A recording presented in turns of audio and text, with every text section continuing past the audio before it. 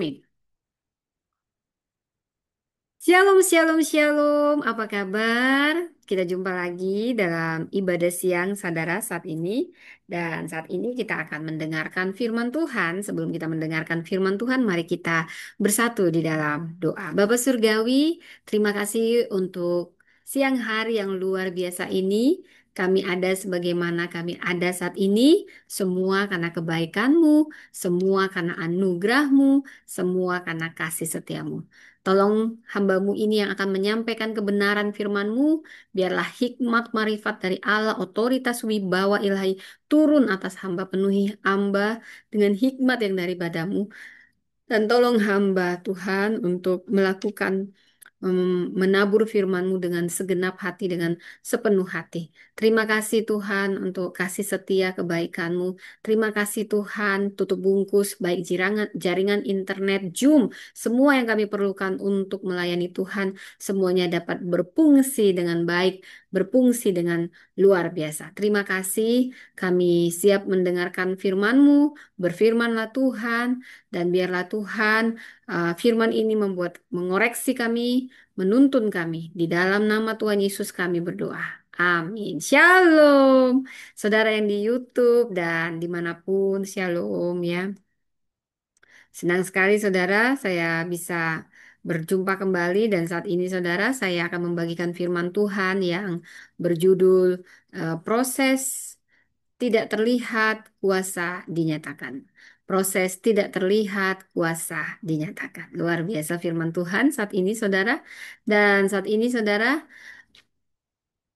di tengah dunia yang serba cepat dan instan ini, mungkin banyak dari kita, termasuk saya, saudara, seringkali tergoda, ya, tergoda untuk melihat hasil secara cepat. Jadi bukan hanya makanan instan, proses pun pingin instan. Kita ingin dipakai Tuhan secara besar-besaran. Kita mendambakan buah yang lebat, pelayanan yang berdampak, kesuksesan yang nyata. Tapi kita lupa ada satu prinsip kerajaan Allah yang sering diabaikan sebelum Tuhan menyatakan kuasanya melalui kita. Pasti dia akan lebih dulu membentuk kita pribadi lepas pribadi. Dan biasanya itu dibentuk, diproses di tempat tersembunyi. Kalau kita ingin tampil di hadapan Goliat seperti Daud, seringkali kita lupa Daud lebih dulu dilatih di padang. Dan seringkali kita tidak mau diproses dilatih di padang. Kita hanya ingin naik tahta seperti Daud dan menghindari tahun-tahun menjadi gembala kecil di padang belantara. Padahal disitulah letak rahasianya. Tuhan tidak pernah melewatkan proses. Saudara, mari kita belajar dari Daud. Seorang anak muda biasa, dikatakan wajahnya masih kemerah-merahan di 1 Samuel 16. Anak bungsu dari Isai yang bahkan tidak dipanggil ketika Samuel datang hendak mengurapi raja. Lalu Samuel berkata kepada Isai, ini itu sajakah anakmu semuanya? Jawabnya, masih tinggal yang bungsu, tetapi sedang menggembalakan kambing domba. Bayangkan seorang yang akan menjadi raja Israel sedang berada jauh dari sorotan saudara, hanya menggembalakan 2-3 ekor domba, bukan ribuan. Tidak spektakuler, tidak viral, tidak ada tepuk tangan. Namun sesungguhnya Tuhan sedang memproses Daud, seorang raja. Bila kita membaca dari Mazmur 78 ayat 70 sampai 72, Daud sendiri menulis dalam Mazmur yang dia tulis setelah itu. Ia memilih Daud hambanya dan dibawanya dari kambing domba. Ia menggembalakan mereka dengan hati yang tulus dan memimpin mereka dengan tangan yang cekatan. Saudara, hal ini mengajarkan kepada kita bahwa proses tersembunyi adalah tempat di mana integritas dibentuk, iman diuji, dan urapan diperkuat. Tuhan lebih tertarik kepada siapa kita di hadapannya daripada siapa kita di hadapan manusia. Ketika Daud melawan singa dan beruang, tidak ada yang menonton, tidak ada yang memberi standing ovation, tapi langit menyaksikan. Tuhan melihat dan mencatat setiap kemenangan pribadi yang terjadi dalam kesunyian. Sama seperti biji yang ditanam dalam tanah gelap, proses pertumbuhan yang paling penting seringkali justru terjadi di bawah permukaan tidak terlihat. Namun saat waktunya tiba, ia akan bertumbuh, menembus tanah dan menghasilkan buah. Saudara, begitulah cara Tuhan bekerja. Dia mempersiapkan orangnya di tempat yang tersembunyi agar kuasanya dapat dinyatakan di tempat yang terbuka. Saudara-saudari, jika demikian cara kerja Tuhan saat dia membentuk Daud, raja yang berkenan, dia melewati proses yang tersembunyi tidak terlihat oleh dunia ini. Jadi kita pun pantas bertanya, saudara, apa yang Tuhan ingin ajar kepada kita melalui proses yang serupa? Apa rahasia di balik masa-masa sunyi itu? Sekarang, mari kita masuk ke inti pesan dari firman Tuhan hari ini dan melihat bagaimana kuasa Tuhan justru dinyatakan melalui proses yang tidak terlihat. Masa-masa latihan ini sebenarnya adalah masa-masa yang tidak dilihat. Bila kita membaca dari 1 Samuel 17 ayat 40 sampai 48. Saudara, kita belajar di sini Daud tidak tiba-tiba menjadi ahli dalam menggunakan alih-alih atau katapel seperti yang kita kenal hari ini. Dia berhadapan dengan Goliat dan Alkitab mencatat dengan detail yang sangat penting. Daud melempar batu sambil berlari. Jadi sudah ada strategi dalam dia membuat bagaimana nanti Goliat kalah.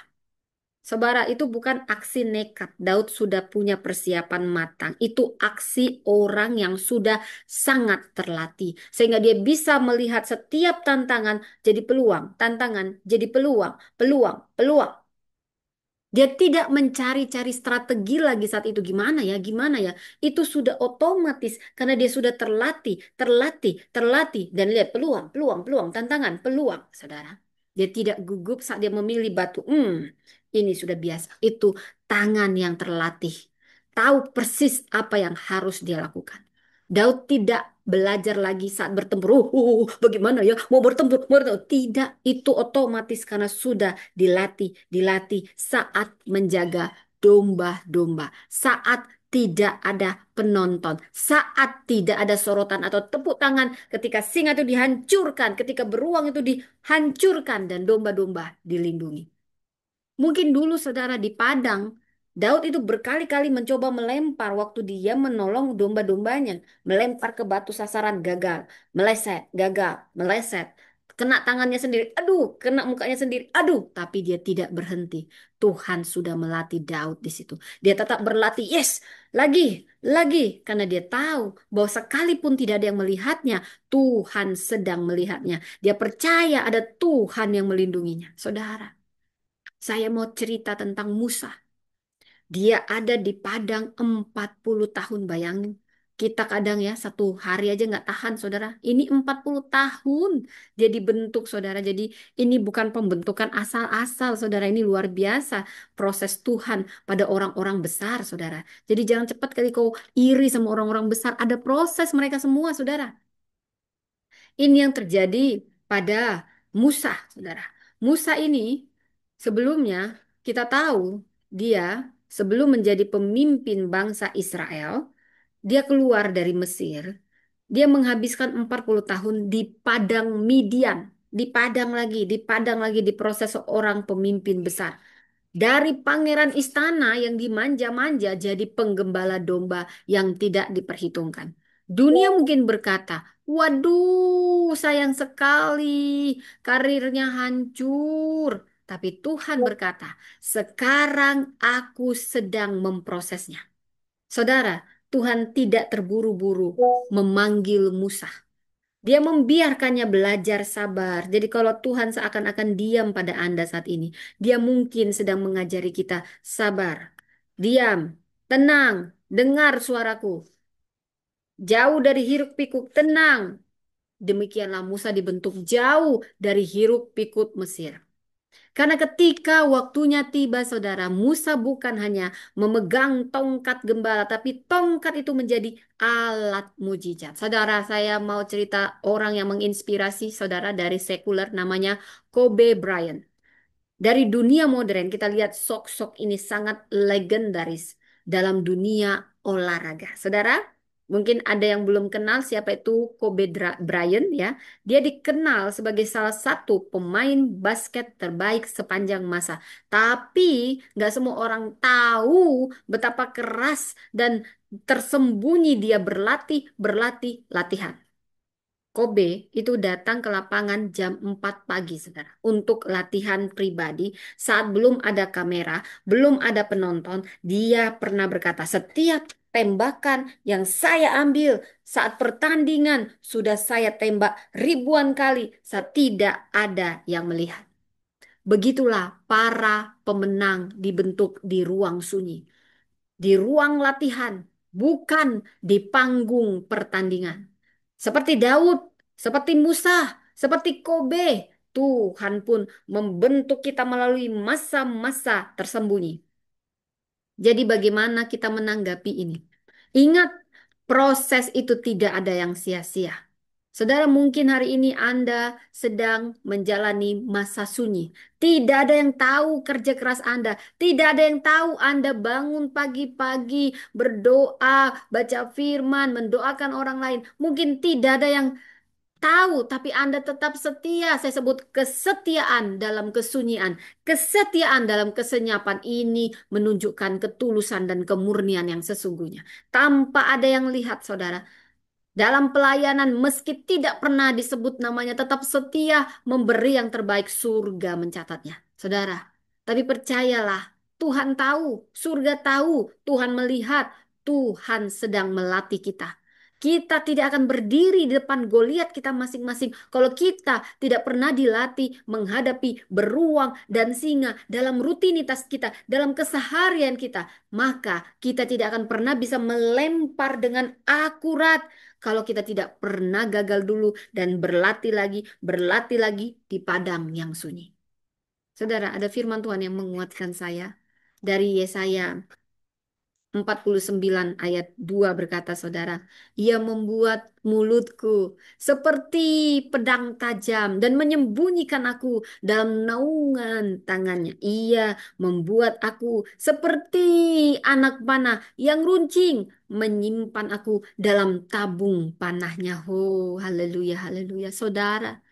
Kadang mungkin kita merasa disembunyikan, disimpan, dijegal, tidak dipakai, disembunyikan. Jangan-jangan biarkan dia naik.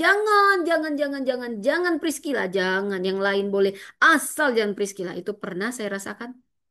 Tapi sesungguhnya kita sedang diruncingkan, diuji, dipersiapkan. Karena ketika tiba waktunya, Tuhan akan melepaskan kita dengan akurat, tepat sasaran untuk tujuan yang besar.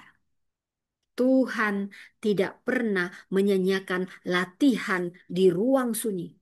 Karena dari situlah lahir kemenangan di medan perang.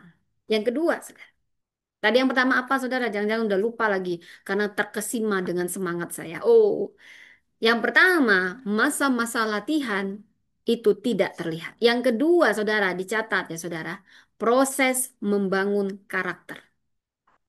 Ya, kita membaca dari 1 Samuel 17 ayat 34 sampai 37, saudara yang terkasih. Ada satu bagian penting dalam kisah Daud yang sering kita baca dengan cepat mungkin, padahal menyimpan kekayaan rohani yang dalam sekali. Saat ia menceritakan pengalamannya kepada Raja Saul sebelum melawan Goliat, Daud berkata di ayat 34 sampai 35 ini sangat memberi saya rema pewahyuan, saudara. Hambamu ini biasa. Ingat kata biasa, itu berulang-ulang, rutinitas, berulang-ulang. Jadi habit menggembalakan kambing domba ayahku.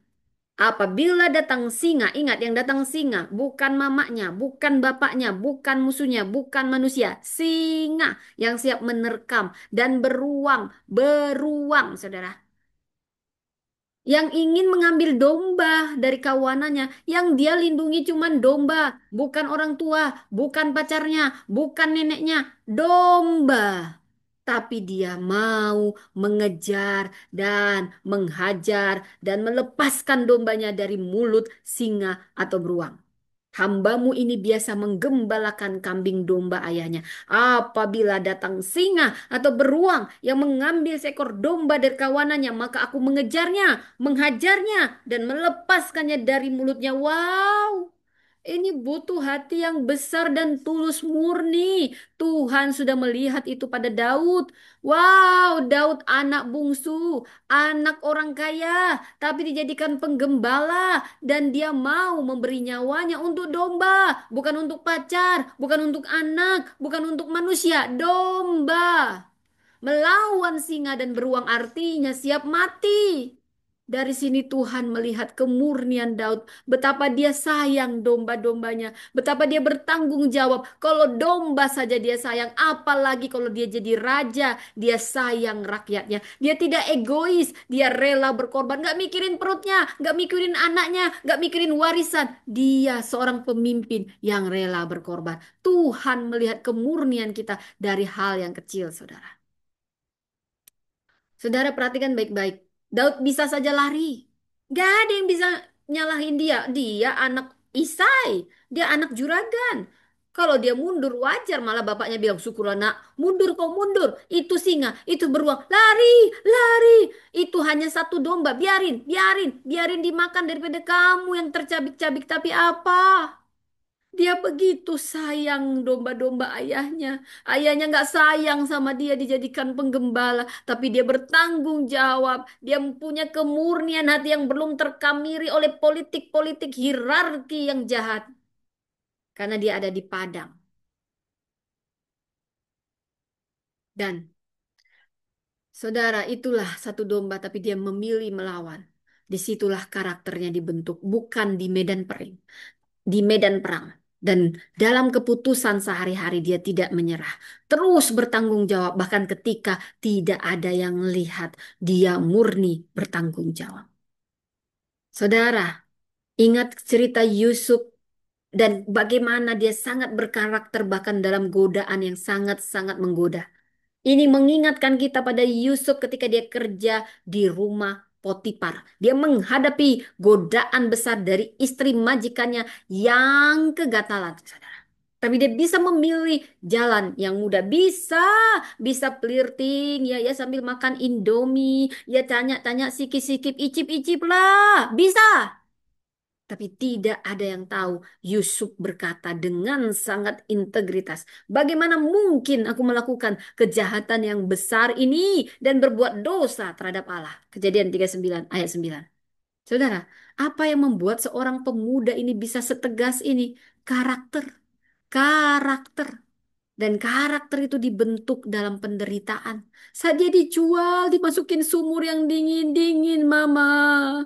Dingin, Papa. Dingin, abang-abangku. Takut, gelap, gelap. Dia dilupakan. Aku adikmu. Papa, tolong aku. Tapi Tuhan tidak menjadikan Yusuf sekejap jadi pemimpin Mesir yang instan. Dia memurnikan jiwanya dalam kesunyian sumur itu. Dalam kegelapan dia melihat wajah-wajah abangnya yang iri melemparkan dia. Dia bisa berteriak, Tuhan aku dilupakan. Papa, Tuhan tolong aku di sumur yang gelap ini. Tapi dia tidak pahit. Dari sumur itulah Tuhan membawa dan membentuk dia menjadi orang nomor satu di Firaun. Oh, kalau secara dunia dia apes, apes, apes, baik, tulus, apes, baik, tulus, apes. Tapi Tuhan sedang membentuk pemuda yang murni ini dan tulus ini, yang setia dalam senyap. Kisahnya mirip juga dengan Nelson Mandela, saudara. Bila kita lihat di dunia sekuler, kita lihat kisah Nelson Mandela. Ya di penjara selama 27 tahun. Saudara, kalau kita masuk penjara aja sudah banyak label untuk kita. Setahun, 2 tahun itu biasa, saudara, dia 27 tahun. Dia bisa jadi pahit. Dia bisa balas dendam. Awas kamu ya ya. Semua saya catat namanya dasar kamu gak tahu diri. Cuman ajas manfaat, ajas manfaat. Hanya itu yang ada dalam pikiranmu. Bisa dia pahit di penjara. Tapi Mandela tidak hanya bertahan, dia bertransformasi. Tuhan membentuknya. Dia belajar disiplin, fokus, mengampuni. Disiplin, fokus, mengampuni. Sabar, sabar, sabar. Maka ketika akhirnya dia bebas dan akhirnya seorang pidana jadi presiden Afrika Selatan. Dia memimpin bukan kemarahan, tapi karakter, karakter, karakter.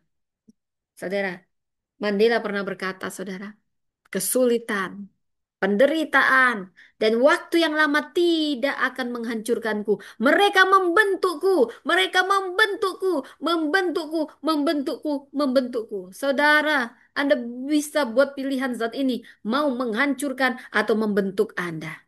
Itu cara Anda berespon. Saudara, karakter dibentuk bukan diberikan.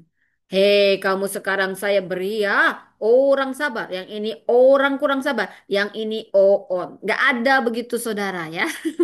Yang on itu cuman buat-buatan gitu ya saudara ya. Oke, itu bukan diberikan saudara. Tuhan bisa memberi kemenangan instan. Menang, menang, menang. Menang, bisa.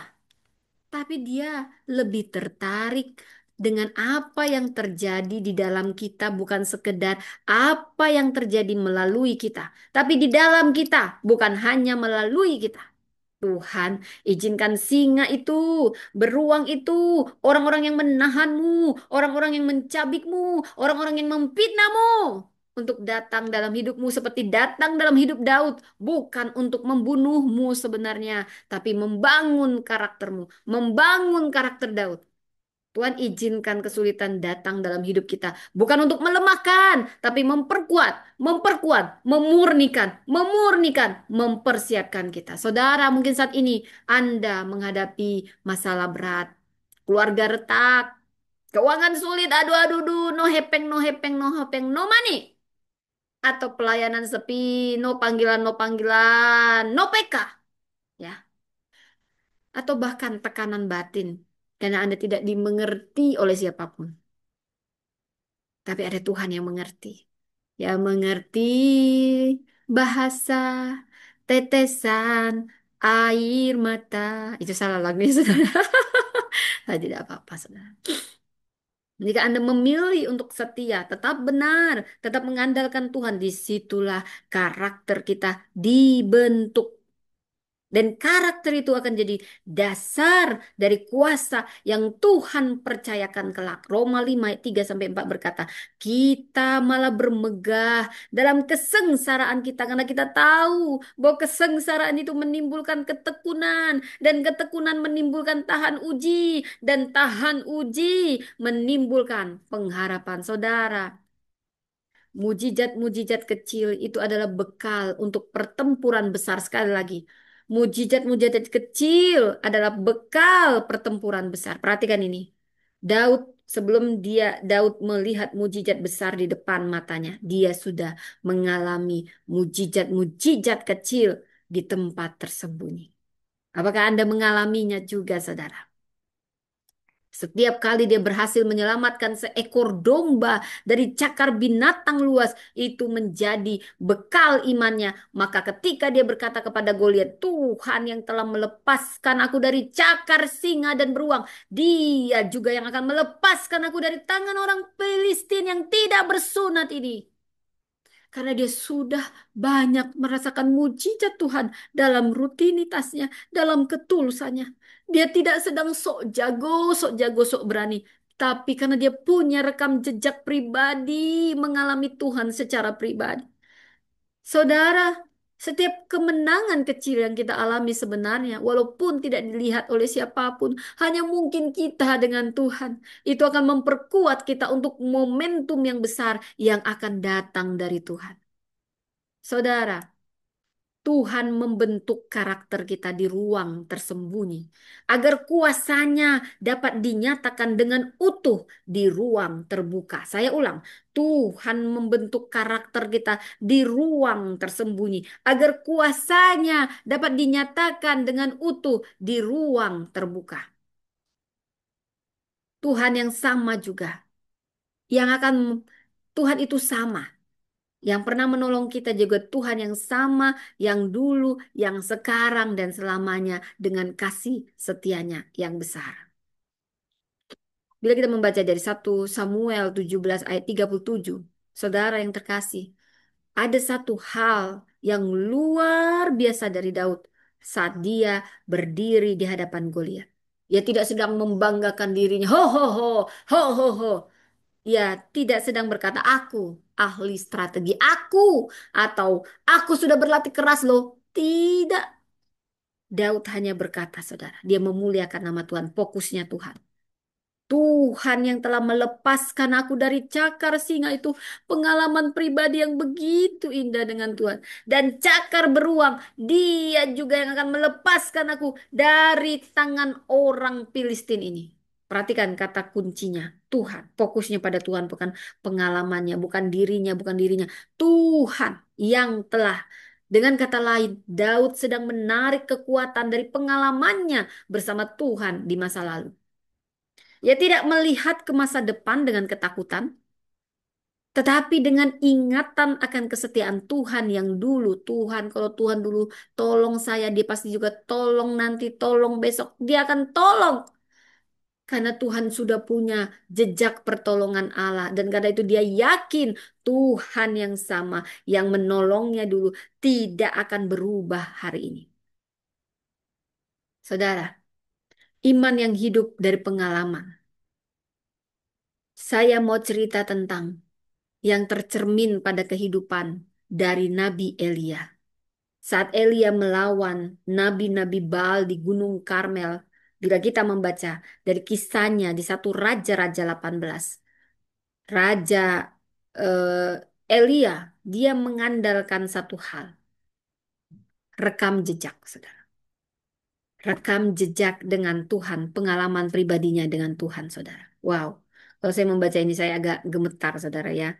Betapa indahnya kalau kita punya pengalaman yang menguatkan iman kita. Karena kita nggak hanya dengar, bukan hanya aku dengar dari kata orang, tapi aku mengalaminya. Saya berdoa, kita mengalami hal yang sama, saudara. Elia tahu bahwa Tuhan pernah menyuapi lewat burung gagak, saudara. Masih ingat kisah bagaimana Elia dikasih makan sama burung gagak, saudara ya? Ya, dia mengandalkan satu rekam bahwa Tuhan pernah juga lewat janda sarpak, tepung janda sarpak yang tidak habis. Dan karena itulah dia tidak ragu meminta api turun dari langit, api turun dari langit. Iman yang besar itu bukan sekedar percaya buta, saudara, tapi percaya berdasarkan pengalaman pribadi bersama Tuhan. Saudara, saya suka Thomas Alva Edison. Kalau saya lihat anak saya, dua anak yang speech delay, tapi saya katakan dia akan lancar bicara, bahkan bicaranya akan lebih baik, lebih teratur, lebih sistematis, lebih powerful hari lepas hari, bahkan akan pidato di depan bangsa-bangsa. Thomas Alva Edison yang kita kenal dalam dunia sains, dia penemu bola lampu. Saat dia gagal, gagalnya nggak sekali, dua kali, 20 kali, tidak 1.000 kali. Dia gagal dalam eksperimennya. Tapi satu hal, dia tidak menyerah. Dia tidak menyerah. Kalau dia nyerah, kita nggak dapat lampu, saudara. Karena ada sosok yang tidak menyerah, tidak menyerah. Itu luar biasa, saudara. Dan saya mau cerita tentang sosok ini lebih dalam. Saya sangat terinspirasi. Dia berkata, waktu ditanya, apa Anda tidak putus asa saat itu? Saya sebenarnya tidak gagal 1.000 kali. Dia punya cara pandang yang berbeda. Saya justru menemukan 1.000 cara yang tidak berhasil. Tapi saya tahu satu akan berhasil. Dari mana dia bisa mendapat keyakinan yang begitu dalam seperti itu? Dari jejak proses-proses sebelum yang dia lewati. Sama seperti kita, setiap proses bersama Tuhan akan membangun iman kita untuk berikutnya. Saya mau cerita juga kisah nyata tentang tambak udang dan kesetiaan. Beberapa waktu yang lalu, ada seorang anak muda yang mengelola tambak udang, saudara. 3 tahun dia berjuang mengelola tambak udang. Minta didoakan, sudah didoakan. Sudah berusaha melakukan apapun, tapi tidak ada hasil. Orang-orang mulai berpikir, mungkin dia sudah menyerah. Tapi justru dia berkata dengan sangat lantang, saya percaya Tuhan sedang membentuk saya. Saya belajar banyak hal tentang kesabaran, pengelolaan iman dan berserah. Dan benar saja tidak lama setelah itu tambaknya mulai berubah. Bukan hanya panennya berhasil, saudara, tapi karakternya juga berubah. Ia menjadi pribadi yang lebih rendah hati, lebih dewasa, lebih mengandalkan Tuhan. Kesetiaannya di masa-masa sunyi ini membuahkan kemuliaan di masa panen. Tuhan tidak hanya mengubah hasil, saudara percayalah, Dia sedang mengubah hati kita, mengubah hati kita. Saudara, maka dalam masa-masa penantian ini, ingat pertolongan Tuhan yang pernah kau alami. Saudara, izinkan saya bertanya. Bukankah Tuhan pernah menolong setiap kita pribadi lepas pribadi? Bukankah kita dulu pernah mengalami mujizat Tuhan? Apakah ada di sini yang tidak pernah mengalami mujizat Tuhan? Atau mungkin kau tidak tahu itu sebenarnya namanya mujizat karena asik mengeluh saja yang ada di hatimu. Kau pernah disembuhkan. Kita semua pernah disembuhkan, pernah dikuatkan. Saya yakin kita semua juga pernah dibukakan jalan waktu kita merasa buntu. Mungkin kita lupa atau tidak sadar. Maka kita harus berkata, kalau dulu Tuhan sanggup, mengapa saya harus ragu hari ini? Jika Tuhan tidak berubah, maka kesetiaannya pun tidak berubah. Ibrani 13 ayat 8 berkata, saudara, Yesus Kristus tetap sama, baik kemarin maupun hari ini dan sampai selama-lamanya. Tuhan yang menyertai Daud, Tuhan yang menyertai Musa, Yusuf, Tuhan yang menyertai saya dulu. Dia masih ada, masih sama, kesetiaannya, kuasanya tetap sama, tidak berubah, masih bekerja, masih berkuasa. Jadi ingat pertolongan Tuhan saat Anda dalam penantian yang sangat-sangat menantikan karakter Anda tetap dibenahi menjadi lebih sabar. Saudara, kita bisa melangkah dengan iman hari ini karena kita punya jejak kesetiaan Tuhan di masa lalu. Saya ulang, kita bisa melangkah dengan iman hari ini karena kita punya jejak kesetiaan Tuhan di masa lalu. Saudara, saya ingin mengingatkan semua saudaraku yang terkasih. Ketika kita melihat seseorang dipakai Tuhan dengan luar biasa, seringkali kita hanya menyaksikan panggungnya. Kita terpesona dengan keberhasilan dan terpesona dengan pengaruhnya. Tapi tidakkah kita tahu? Jarang sekali kita tahu betapa panjangnya lorong-lorong proses yang harus ia lewati. Jangan tertipu oleh cahaya sorotan, sebab kilau emas hanya muncul setelah dibakar dalam api. Saudara, Tuhan tidak pernah terburu-buru. Alkitab mencatat Tuhan tidak pernah terburu-buru. Allah tidak pernah terburu-buru. Dia bisa saja langsung mengangkat Daud jadi raja setelah diurapi oleh Samuel. Tapi tidak, Daud dibuat dengan waktu menunggu, pelarian, gua, pengkhianatan, masa-masa gelap. Namun semuanya itu bukan kegagalan. Itu adalah ruang pelatihan. Lukas 16 ayat 10 mengingatkan, barang siapa setia dalam perkara kecil, ia setia juga dalam perkara besar. Daud membuktikan kesetiaannya bukan di istana, saudara, tapi di padang. Dia ahli, bukan karena diberi Tuhan ahli, langsung ahli, tapi karena dilatih, dilatih, dilatih. Imannya bukan muncul tiba-tiba beriman, tapi setelah ditempa di medan yang sepi, di padang belantara yang sunyi. Dan ketika waktunya tiba, apa yang dibentuk secara tersembunyi dinyatakan secara nyata. Saudara, Bahkan Yesus sendiri pun menyendiri untuk latihan. Saat dia mengosongkan diri dan jadi manusia dan memberi teladan bagi kita dalam sosoknya sebagai manusia 100%. Ingat, bahkan Tuhan Yesus sendiri sebelum dia melakukan mujizat pertamanya, dia dibawa oleh Roh ke padang gurun. Selama 40 hari, tidak ada penonton, tidak ada kamera, tidak ada pengikut. Yang ada hanya Tuhan, proses, dan iblis yang menggoda. Tapi disitulah Yesus muncul dengan kuasanya karena dia menang dalam kesunyian. Ada latihan yang akan kita sebut latihan yang tidak pernah dikenal. Saudara, mari kita ingat seorang pemain biola kelas dunia namanya Isaac Perman. Dia pernah bertanya, seseorang pernah bertanya padanya, berapa lama Anda berlatih dalam sehari? Dia menjawab, saya melatih satu nada bisa 1 jam. Sebab yang sempurna di panggung lahir dari kesetiaan dalam latihan pribadi. Demikian juga hidup rohani kita. Tidak ada yang melihat kita menangisi jiwa datang dalam doa. Tidak ada yang melihat kita berpuasa dalam keheningan. Tidak ada yang tahu kita menolak kompromi dalam pekerjaan. Tapi Tuhan tahu, Tuhan menghargai, Tuhan akan mempercayakan perkara besar bagi yang setia dalam perkara kecil. Teruslah setia. Mungkin hari ini kita merasa seperti berlatih tanpa panggung. Kita bernyanyi tapi belum dipanggil. Kita melayani tapi belum dikenal. Kita belajar firman tapi belum dipercayakan mimbar. Tetaplah setia. Tetaplah taat. Sebab Tuhan tidak pernah melewatkan setiap ketaatan yang tersembunyi.